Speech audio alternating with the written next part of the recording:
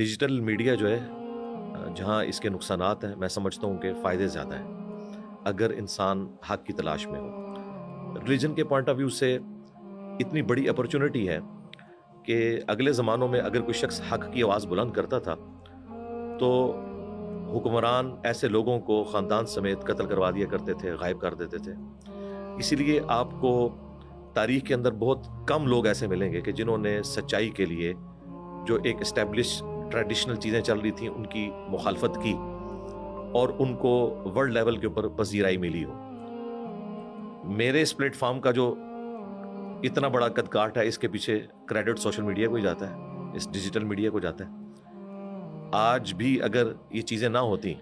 تو یہ آواز جہلم شہر سے اٹھ کے یہیں پہ دفن ہو جاتی۔ اس لیے میں سمجھتا ہوں یہ بہت بڑی اپرچونٹی ہے، پلس اس کی برکت سے صرف ریلیجن نہیں بلکہ سائنس کے اوپر، سوشل ایشوز کے اوپر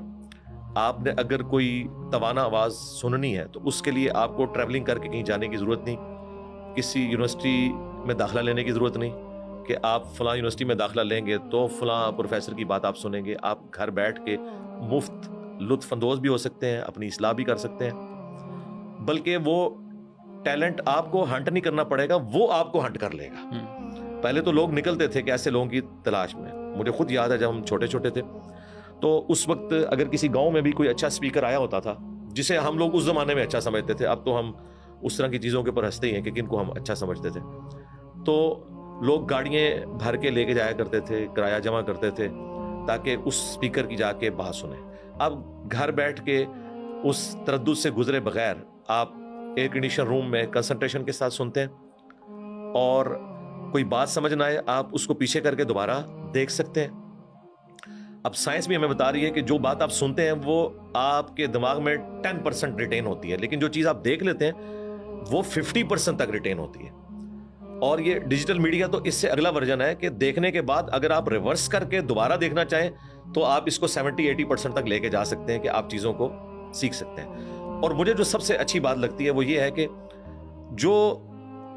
میرے فارغ ہونے کا ٹائم ہے میں اس وقت ان چیزوں سے لطف اندوز ہو سکتا ہوں۔ مثلا میں پولیٹیکل شوز میں نجم سیٹھی صاحب کو، شاہ زیب خانزادہ کو بڑے شوق سے دیکھتا ہوں، تو جس وقت ان کے پروگرام چل رہے ہوتے ہیں اس وقت میری اپنی مصروفیات ہوتی ہیں، تو میں پھر فجر کی نماز کے بعد فریڈم حاصل کرتا ہوں، جس وقت میرے پاس ٹائم ہے میں اس وقت دیکھتا ہوں۔ آپ کے شوز بھی دیکھتا ہوں، اس کے علاوہ بھی جتنے سوشل میڈیا کے اوپر لوگ بیسک ہیومن رائٹس کی بات کرتے ہیں، سوشل ایشوز کو اٹھاتے ہیں، ان کا سولوشن پیش کرتے ہیں، میں وہ ساری چیزیں دیکھتا ہوں۔ تو یہ جو فریڈم ہے کہ جب میں فارغ ہوں گا میں اس وقت دیکھوں گا۔ ریلیجن میں آپ اس کو دیکھ لیں کہ ٹی وی چینلز کے اوپر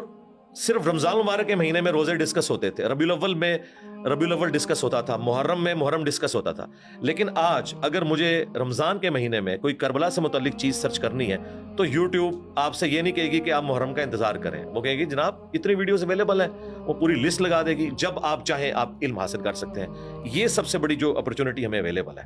ایک ٹیلنٹ کے پوائنٹ آف ویو سے، پلس یہ کہ جب میں چاہوں میں اس وقت دیکھوں، بہت بڑی